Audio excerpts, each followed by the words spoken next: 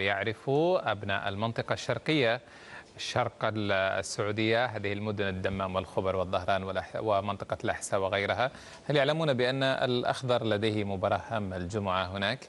هذه شريحة من الشارع هناك. المنتخب السعودي مع المنتخب العراقي متى وين؟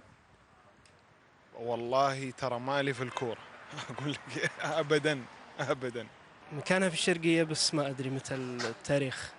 والله اللي أعرف أن الجمعة، والمكان في الشرقية في الدمام.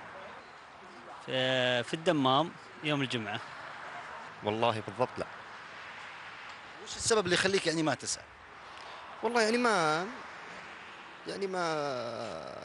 ماني بعارف بالضبط متى موعدها، بس اني عارف انه في مباراة حق تصفيات. لا في، بس تتكلم عن موعد المباراة بالتحديد لا.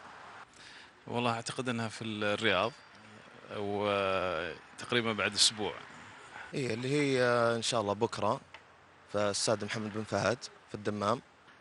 ليش الناس ما تهتم بالمنتخب؟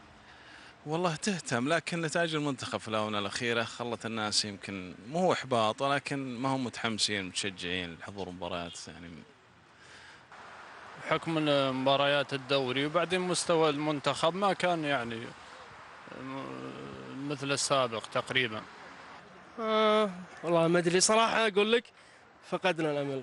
والله ما أدري، اللي أعرفه الغالب يعرف المباراة متى. أنا أشوف الإعلام كثير مغطي الموضوع، يعني في زخم إعلامي على الموضوع، على المباراة كثير. يعني أتوقع لو المباراة في الملعب جنب بيتنا ماني بحاضر.